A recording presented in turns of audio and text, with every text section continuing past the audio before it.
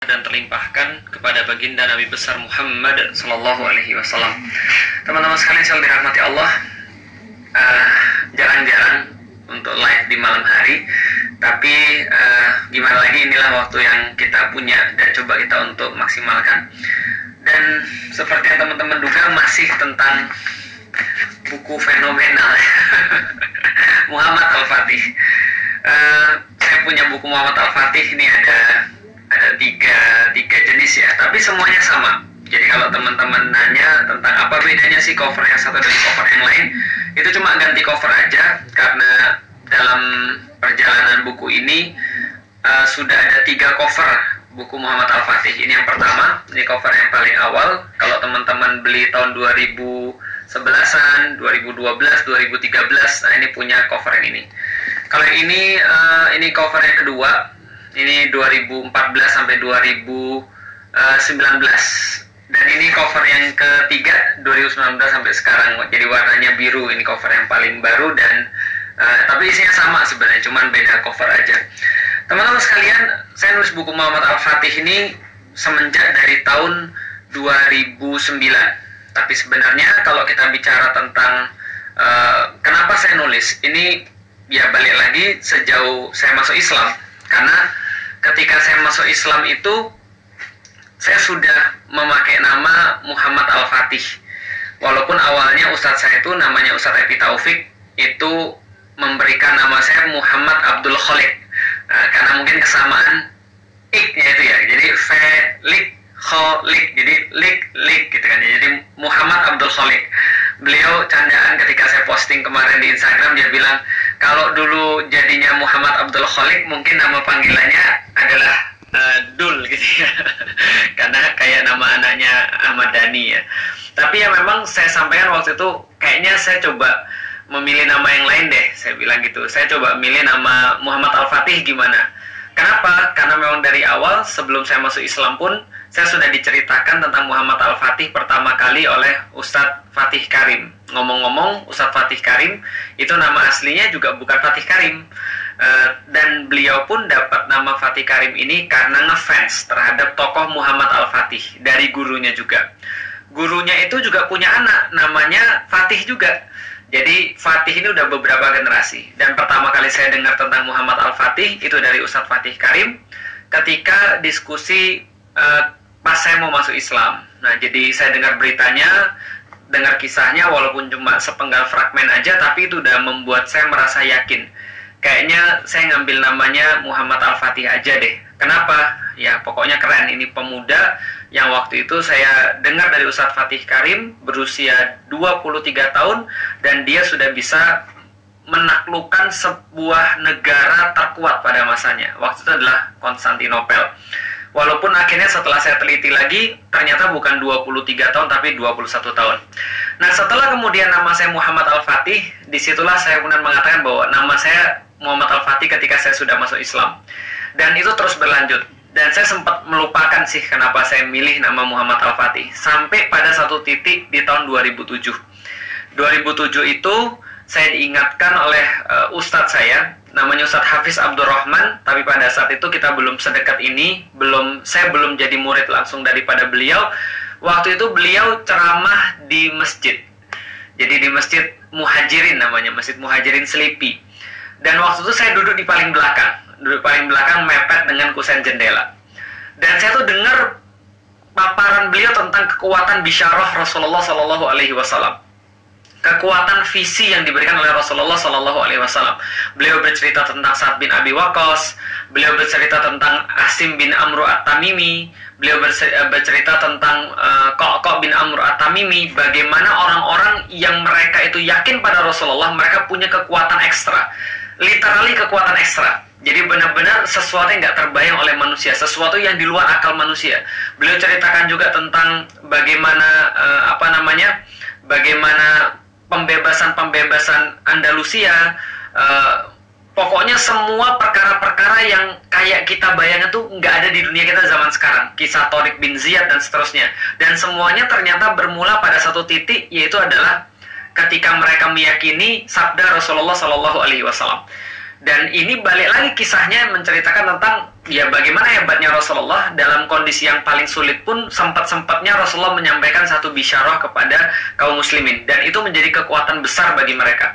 2007 saya diceritakan oleh Ustaz Hafiz Abdurrahman, saya tuh di belakang diceritain Muhammad Al-Fatih. Waktu itu saya kayak mau bertanya, Ustaz, nama saya tuh Muhammad Al-Fatih Ustaz, tapi saya nggak berani. Kenapa ya? Karena waktu itu ya saya bukan siapa-siapa, dan saya cuma orang yang memilih nama Muhammad Al-Fatih tanpa ngerti 100% kenapa Muhammad Al-Fatih ini saya pilih, dan cuma gara-gara keren aja. Beberapa fragmen saya katakan keren. Dari situlah kemudian saya keingat tugas yang harusnya saya lakukan beberapa tahun yang lalu. Mungkin setelah saya masuk Islam harusnya saya sudah melakukan itu. Saya mulai buka internet, saya buka buku, saya teliti tentang Muhammad Al-Fatih. Dan 2007 nggak banyak referensi tentang Muhammad Al-Fatih. Satu-satunya referensi tentang Muhammad Al-Fatih itu ditulis oleh seorang sejarawan Indonesia yang sekarang sudah jadi S3, yaitu Ustadz Alwi Alatas. Saya buka kemudian bukunya, saya buka buku-buku yang lain, saya semakin tertarik, saya pergi ke perpustakaan, cari tentang Muhammad Al-Fatih, cari tulisan-tulisan yang cukup minim, lalu setelah saya cari semuanya, saya kemudian kaget. Gila, ini keren banget. Ini kisahnya lebih keren daripada yang saya bayangin. Lebih powerful daripada yang saya bayangin. Di situ saya mendapatkan rahasia daripada pertanyaan saya. Kenapa sih Al-Fatih ini bisa jadi orang yang melebihi zaman? Yang seolah-olah orang lain tuh kayak di hadapan dia tuh kayak biasa. Imajinasinya tuh sangat luas, melebihi apapun yang bisa dibayangkan oleh manusia. Rupanya yang menjadi rahasia dia adalah dia tidak hanya melihat dengan mata, tidak hanya melihat dengan logika, tapi penglihatannya jauh daripada itu, yaitu adalah visi yang didasarkan daripada keimanan terhadap bisyarah daripada Rasulullah Sallallahu Alaihi Wasallam. Maka dari situ saya sangat excited.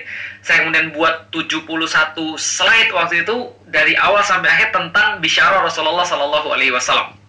Saya presentasiin pertama kali juga di Masjid Muhajirin di Selipi, ba'da daripada maghrib sampai dengan isya, dan waktu itu orang-orang kaget, oh ternyata ada ya tokoh-tokoh kayak gini di dalam Islam. Ternyata bukan hanya Salahuddin ya, ternyata bukan hanya Khalid bin Walid ya, ternyata ada tokoh semacam ini di dalam khazanah Islam.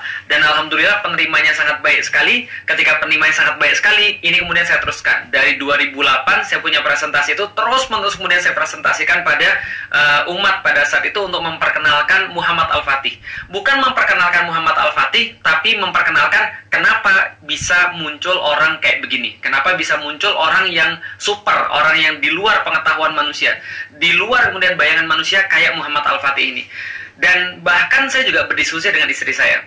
Istri saya 2008 itu hamil tua, menjelang 2008 awal sih hamil tua. Lalu kemudian saya bilang, ini anak kita harus kasih nama Muhammad Al-Fatih. Kenapa? Karena ada satu misi besar yang harus diwariskan pada anak-anak. Tapi karena anak kita perempuan, alhamdulillah namanya jadi Alila, gitu kan ya. Yang sekarang teman-teman kenal jadi hijab Alila. Promosi, bukan iklan, gitu kan ya. Nah, jadi akhirnya kemudian anak yang kedua kita dapat 2010. Itulah kemudian kita kasih nama Sifar Muhammad Al-Fatih 1453, yang akhirnya jadi sebelah koko itu, gitu kan ya. Tapi itu pembahasan yang lain. Nah, kenapa kita kemudian mau untuk menjadikan anak kita punya 1453 dan punya Al-Fatih? Karena kita ingin mewariskan apa yang kita dapat, sehingga besok-besok ketika pun tanpa kita yang menjelaskan, ketika dia googling Fatih 1453, dia akan dapat referensi-referensi seperti apa cara bapaknya mikir, seperti apa tugas bapaknya, dan apa yang akan diberikan tugas dari bapak dan ibunya kepada dia. Tapi sayangnya buku ini belum kelar. 2009 saya mulai nulis buku, 2011 baru selesai ketika menjelang si Ghozi lahir. Jadi anak ketiga saya, Ghozi Muhammad Al-Fatih 1453, menjelang dia lahir bulan Juli, waktu itu akhir Juli 2011, menjelang dia lahir saya submit ini ke editor. Dan teman-teman tahu dulu di awal buku itu ketika saya kasih ke editor sekaligus owner atau penerbit waktu itu, dia katakan, antum serius nih mau nyetak ini? Kenapa saya bilang? Karena sejarah tuh nggak disukai orang loh. Nggak semua orang lo bisa makan kayak gini, dia bilang. Apalagi ini kayak membosankan, kayak cerita, lalu kemudian deskripsi dan segala macam kayak novel. Ini kayaknya membosankan loh. Kamu nggak coba sesuatu yang lebih bagus? Karena buku saya yang awal kan Beyond the Inspiration itu kayak buku motivasi. Yang kedua ini lebih mirip pada buku sejarah. Saya bilang sama penerbitnya, sama editornya, nggak apa-apa. Ini ambisi pribadi saya. Ini keinginan saya secara pribadi sebagai hadiah buat anak-anak saya. Karena saya pengen ketika anak-anak saya lahir ada hadiah buat dari bapaknya buat mereka. Karena saya membiasakan yang menjadi niatan pertama ketika saya nulis adalah hadiah buat anak saya. Maka buku Beyond the Inspiration adalah hadiah buat Alila. Maka seharusnya buku ini Muhammad Al-Fatih adalah hadiah buat Koko Sifar dan juga buat Gozi. Maka saya bilang cetak aja nggak apa-apa. Mau nyetak dikit juga nggak apa-apa. Yang penting saya punya kopi buku ini. Akhirnya dicetaklah Muhammad Al-Fatih dan Masya Allah ternyata sambutannya bagus. Orang-orang mulai appreciate dengan sejarah, orang mulai appreciate dengan Muhammad Al-Fatih. Dan pada saat itu buku ini menjadi bestseller Alhamdulillah. 2011 buku ini menjadi bestseller Alhamdulillah. 2011, 2012, 2013 terus-menerus kemudian untuk kita sampaikan. Dan sampai sekarang kita tetap untuk mendakwahkan tentang Muhammad Al-Fatih. Nah, teman-teman sekalian, kenapa sih kemudian saya sangat peduli tentang Muhammad Al-Fatih? 1453 itu saya jadikan sebagai simbol untuk dakwah saya. Karena manusia ini perlu pengingat. Manusia ini adalah orang yang cepat lupa. Begitu dia lupa, dia harus diingatkan. Dia harus diingatkan dengan tujuan dia. Dan bagi saya, 1453 adalah angka yang cukup untuk mengingatkan saya tentang kisah seorang pemuda yang Rasulullah Shallallahu Alaihi Wasallam sampaikan di dalam salah satu hadisnya, "Fala ni'mal amiru amiruha." Dan sebaik-baik pemimpin adalah pemimpin yang membebaskan kota Konstantinopel. Maka akan ada banyak pelajaran yang bisa diambil dari sini. Tentang impian, tentang keteguhan, tentang kesabaran, tentang kekesatriaan, tentang manutnya dia pada ulama, tentang bagaimana dia senantiasa mengikuti arahan-arahan daripada orang-orang yang lebih berilmu, tentang bagaimana dia menghadapi orang-orang yang munafik, tentang bagaimana dia persisten terhadap tujuannya, dan yang paling penting keyakinan terhadap Rasulullah Shallallahu Alaihi Wasallam. Maka dulu ketika saya ditanya juga, kenapa saya menulis buku Muhammad Al-Fatih? Jawaban yang pertama, hadiah buat anak-anak saya. Tapi jawaban yang kedua adalah karena saya kesel banget ketika saya diragukan ketika mendakwakan Islam. Orang bilang, nggak mungkin, mustahil, ngayal kamu itu, nggak mungkin Islam bakal tegak. Kamu itu mikirnya tuh mbok yang benar, mbok yang realistis, yang logis. Bagi saya enggak. Bagi saya harusnya setiap perkataan Rasulullah Shallallahu Alaihi Wasallam, bahkan yang paling mustahil pun menurut manusia, itu pasti terjadi kalau kita mau untuk berbuat yang paling bagus, berbuat yang paling maksimal. Dan itu yang bisa saya pelajari daripada pembebasan kota Konstantinopel oleh Muhammad Al-Fatih. Tidak mungkin Rasulullah Shallallahu Alaihi Wasallam bohong. Maka di akhir daripada slide saya, di akhir daripada materi saya tentang Muhammad Al-Fatih, biasanya saya tanya tuh pada orang-orang yang dengerin, kapan Muhammad Al-Fatih menaklukkan Konstantinopel? Atau bukan? Kapan Konstantinopel itu dibebaskan? Biasanya orang-orang bilang 29 Mei 1453. Saya jawab salah. Konstantinopel dibebaskan bukan 29 Mei 1453, tapi dibebaskannya Konstantinopel ketika Rasulullah mengucapkan sabdanya, la tuftahannal Konstantiniyah fala ni'mal amiru amiruha wala ni'mal jaishu zalikal jaish. Akan dibebaskan kota Konstantinopel, sebaik-baik pemimpin adalah dia dan sebaik-baik pasukan adalah pasukannya. Ketika itulah Konstantinopel bebas, bukan 1453. Kenapa? Karena kalau sudah keluar daripada lisannya Rasulullah Shallallahu Alaihi Wasallam, maka semua itu sudah selesai. Dan ini seharusnya keyakinan setiap muslim. Kita itu bukan hanya memandang apa di depan mata kita. Kita tuh bukan hanya yakin dengan apa yang masuk logika kita. Tapi sebagian besar agama ini justru dimulai dengan keyakinan kita atas iman yang diberikan oleh Allah kepada kita. Yaitu iman kita, keyakinan kita bahwa Allah dan Rasulnya pasti benar. Maka setiap apapun yang disampaikan oleh Allah dan Rasulnya, sebetapapun tidak bisa dilihat oleh mata manusia atau di luar jangkauan daripada logika manusia, maka itu adalah fakta yang belum bisa dilihat oleh mata dan logika. Tapi itu sudah fakta, itu sudah kejadian. Maka ketika Rasulullah katakan bahwasanya ini akan dibuka, bagi kita sudah selesai. Kenapa? Karena Rasul mustahil bohong. Maka Muhammad Al-Fatih adalah salah satu role model yang dia telah membuktikan bahwasanya Rasulullah pasti benar. Pemuda 21 tahun jalan menuju ke Konstantinopel, masuk lalu seolah berkata pada seluruh dunia, Rasul kami tidak pernah bohong. Bayangkan. Jadi bayangkan bagaimana kemudian mental seorang muslim ketika dia meyakini apapun yang telah disampaikan oleh Rasulullah Shallallahu Alaihi Wasallam. Keyakinan yang tinggi akan membawa usaha yang tinggi. Usaha yang tinggi akan mendapatkan prestasi yang tinggi. Gampangnya gini deh, kalau ada 2 orang anak-anak, satu anak bilang, saya akan jadi juara sekelas. Anak yang kedua bilang, saya akan jadi juara se-Indonesia. Kira-kira menurut teman-teman sekalian, yang mana yang lebih banyak berusaha? Tentu yang se-Indonesia dong. Kalau seandainya yang se-Indonesia lebih banyak berusaha daripada yang pengen cuma jadi juara sekelas, tentu saja yang pengen jadi juara se-Indonesia itu lebih besar prestasinya karena dia lebih besar usahanya. Sama seperti kaum muslim. Itu yang membedakan antara muslim yang biasa dengan muslim yang istimewa. Muslim yang biasa, dia berpikir kecil, dia berpikir sangat pendek, dia berpikir sangat cupat, dia berpikir cuma dalam, ya kayak kata dalam tempurung. Gitu maksudnya. Dia berpikir sangat sempit sekali, dia nggak bisa diajak berpikir besar. Kalau berpikirnya cuma segitu-gitu aja, ya usahanya juga segitu-gitu aja. Dan muslim yang istimewa, yang dia punya keyakinan yang lebih besar, dan dia akan berbekal dengan yang lebih banyak, dan prestasinya akan lebih tinggi. Itu bedanya antara muslim yang biasa dengan muslim yang istimewa. Cuma masalah mental aja. Karena fisik kita semua sama. Kita dikasih 24 jam, kita dikasih hidung yang lubangnya 2, kita dikasih mata yang cuma 2, kuping juga 2, tangan juga 2, dan kemampuan manusia terbatas.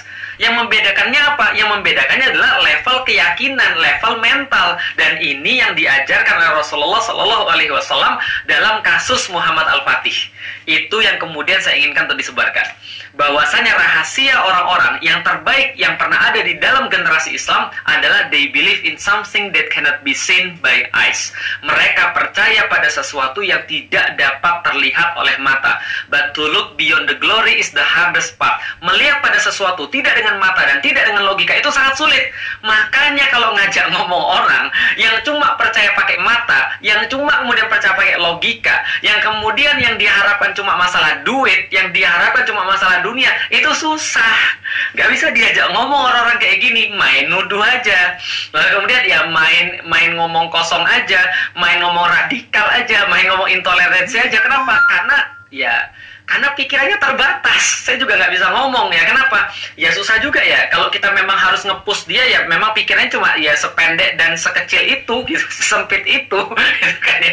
Nah jadi ya inilah kemudian hebatnya Islam ketika ngajak orang untuk berpikir besar. Kenapa? Karena badan kita nggak bisa lebih besar lagi daripada sekarang. Yang bisa kita besarkan hanya pikiran kita. Lah kalau seandainya mental dan pikirannya nggak bisa besar, ya itulah seperti kata di dalam tempurung. Dia nggak bisa ngapa-ngapain lagi, yang mentoknya segitu-gitu.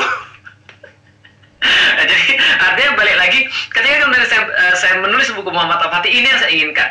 Saya pengen membuktikan pada orang-orang yang meragukan ketika kita bicara tentang kebangkitan Islam, ketika kita berbicara tentang peradaban Islam yang akan datang, kita berbicara tentang kebangkitan Islam yang pasti adanya, dan mereka mencemooh, mereka mengolok, mereka mengejek, kita katakan dulu juga sudah pernah terjadi seperti itu. Rasulullah juga digituin, Muhammad Al-Fatih juga digituin. Semua orang-orang yang berjuang itu semua digituin sampai mereka membuktikan apa yang menjadi kemudian hasil daripada perjuangannya. Dan bagi kita nggak terburu-buru. Kita nggak harus besok.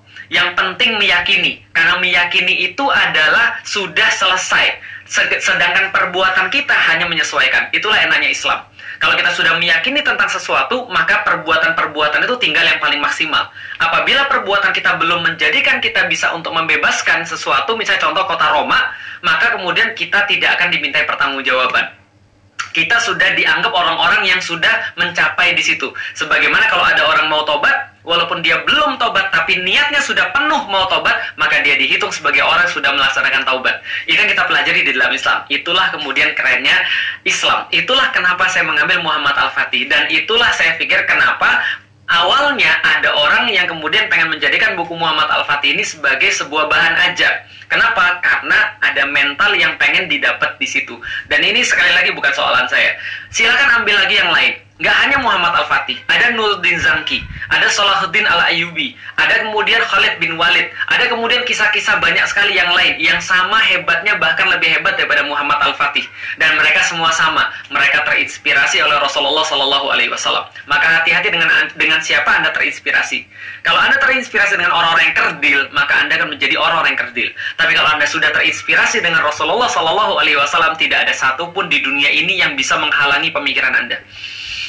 Tidak ada satupun di dunia ini yang bisa untuk membatasi cita-cita dan keyakinan Anda. Kenapa? Karena Rasulullah Shallallahu Alaihi Wasallam adalah contoh terbaik, inspirator terbaik yang menghasilkan orang-orang semisal Muhammad Al-Fatih dan Salahuddin Al-Ayyubi. Siapa mereka? Yang meyakini setiap perkataan Rasulullah adalah nyata, sehingga mereka berusaha lebih keras daripada manusia yang lain, sehingga mereka berprestasi lebih banyak dan lebih besar daripada manusia yang lain.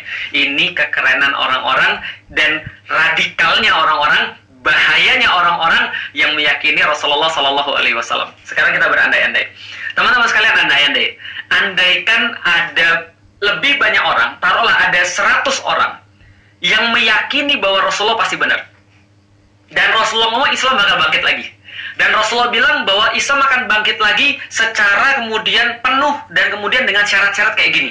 Ada 1000 orang yang meyakini ini, kira-kira gimana? Ada yang nggak suka nggak? Ada dong. Siapa yang nggak suka? Yang selama ini merasa terganggu dengan bangkitnya Islam. Siapa mereka? Orang-orang berpikiran kerdil, sempit, dan pengecut. Yang mereka nggak berani untuk kemudian langsung ngomong kecuali mereka di balik dinding. Yang mereka kemudian nggak berani menampakkan karya, tapi kemudian hanya memperbanyak celah. Yang mereka sangat lemah, tapi mereka menutupi kelemahan-kelemahan mereka dengan kemudian omongan-omongan mereka yang seolah-olah terlihat wah, gitu kan ya. Ini adalah orang-orang yang kemudian akan merasa terganggu dengan kebangkitan Islam. Mereka nggak mau Anda ngefans sama Muhammad Al-Fatih. Mereka nggak mau Anda ngefans pada Salahuddin Al-Ayyubi. Maka mereka katakan itu adalah orang-orang yang radikal, itu adalah orang-orang yang ekstrim, itu adalah orang-orang yang nggak becus. Mereka maunya Anda ngefans sama siapa? Mereka maunya Anda ngefans sama Shinchan. Mereka maunya Anda ngefans dengan Thanos. Mereka maunya Anda ngefans dengan K-pop. Kenapa? Karena ngefans sama kayak gini tidak bakal pernah membangkitkan apapun. Nggak akan pernah membesarkan mental Anda, nggak akan pernah membesarkan pikiran Anda, nggak akan pernah membuat imajinasi Anda itu menjadi sesuatu yang bermanfaat dan produktif. Nggak akan bakal pernah. Jadi apa orang kalau ngefans pada Shinchan gitu kan ya? Jadi apa kalau orang ngefans pada Thanos gitu kan ya? Jadi apa orang kalau ngefans pada K-pop gitu kan ya? Apakah nanti akan dihisap tentang bagaimana cara untuk ngedance yang benar atau ngedance sampai nyanyi? Kan tidak. Tapi kalau Anda ngefans pada orang yang benar, itu yang ditakuti oleh orang-orang. Ketika umat muslim bangkit menjadikan orang-orang muslim menjadikan pahlawan-pahlawan Islam sebagai suri tauladan mereka, dan menjadikan pahlawan-pahlawan ini sebagai sesuatu yang mereka lihat dan mereka kejar, Masya Allah, Masya Allah, Masya Allah, kita nggak ngerti lagi kalau saya ini kejadian bagaimana. Itu tugas saya, dan itu kenapa saya nulis tentang Muhammad Al-Fatih. Dan ini saya juga nggak maksa, dan saya nggak minta, saya nggak ngarep orang-orang yang berpikiran kerdil itu bisa memahami hal kayak gini. Saya nggak juga ngarep bahwa orang-orang pandir itu bisa sampai dalam level berpikir kayak gini.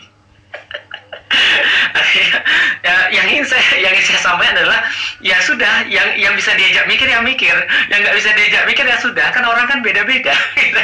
Kalau kata Mas Husen, quotes Mas Husen, yuk ngaji, orang kan beda-beda, ya udah kita pahami aja. Maka kalau ada orang bilang, oh Muhammad Al-Fatih itu bukan tokoh nasional, bukan tokoh yang harus ditiru, lah emang Shinchan, Thanos, lalu kemudian K-pop itu tokoh nasional gitu kan ya. Dan di dalam Islam dia lupa, Islam itu ukhuwahnya melebihi batas geografis. Islam tuh bahkan ukhuwahnya melebihi batas waktu, melebihi batas apapun yang bisa dibuat oleh manusia. Batas ukhuwah di dalam Islam hanyalah keimanan kepada Allah Subhanahu wa Ta'ala.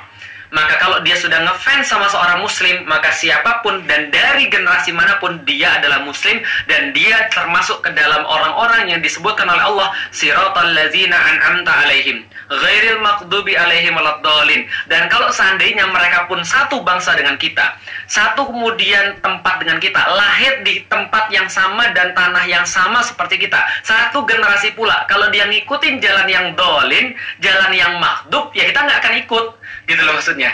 Tapi kalau dia pun beda generasi, beda waktu, beda tempat, beda budaya, beda apapun, selama mereka adalah siratal ladzina an'amta alaihim, maka mereka adalah bagian daripada kita dan kita adalah bagian daripada mereka.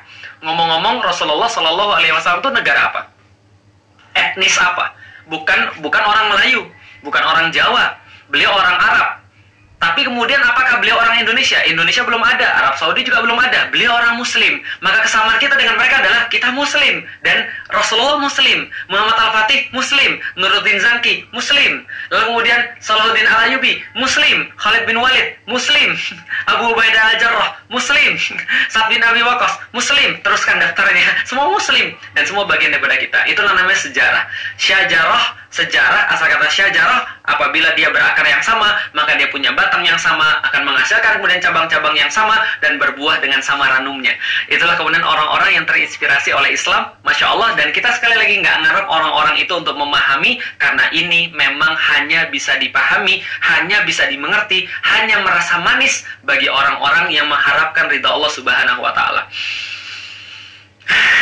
Jangan cepet-cepet, gimana ya?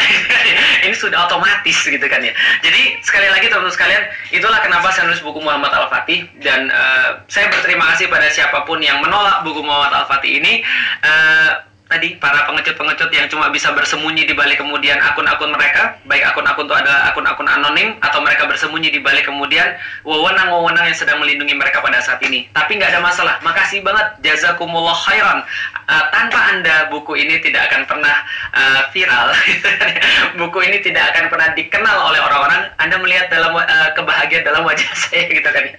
Bukan karena penjualan ataupun apapun, enggak. Karena saya nulis dari awal buku ini, saya juga sudah sampaikan, saya nggak ngarep sama sekali. Kalaupun ada, alhamdulillah, tapi saya nggak ngarep sama sekali. Yang saya harapkan adalah ada generasi-generasi yang kemudian mengidolakan orang-orang yang benar, dan akhirnya mereka bisa kemudian beraktivitas dengan cara yang benar, dan Allah akan membangkitkan umat ini melalui generasi-generasi yang mereka meyakini bisyarah Rasulullah Sallallahu Alaihi Wasallam. Yang terakhir, saya ucapkan makasih pada teman-teman yang sudah baca buku Muhammad Al-Fatih, yang dari kemarin justru kemudian kayak memposting-posting untuk mengatakan stay radikal teman-teman sekalian. Oh, ayo kita tunjukkan bahwa kita tuh radikal dengan membaca buku Muhammad Al-Fatih. You are the man, Masya Allah. Anda adalah orang-orang yang keren banget. Lalu kemudian mengupload dan seolah-olah kayak nantangin gitu kan ya, bahwa ini adalah buku yang tidak mengakibatkan kenegatifan seperti yang mereka bilang. Kenapa? Karena zaman sekarang orang-orang yang mengatakan dan menuduh radikal itu punya kelakuan-kelakuan yang lebih ngeri, lebih sadis, lebih galak daripada orang-orang yang dituduh radikal. Baik teman-teman sekalian, terima kasih sudah menyaksikan live ini yang singkat ini. Kurang daripada 30 menit, mudah-mudahan bermanfaat, dan insya Allah kita yakini Rasulullah Sallallahu Alaihi Wasallam dan mereka diberikan kekuatan untuk mewujudkan apa yang Rasulullah Sallallahu Alaihi Wasallam janjikan kepada umatnya. Assalamualaikum warahmatullahi wabarakatuh.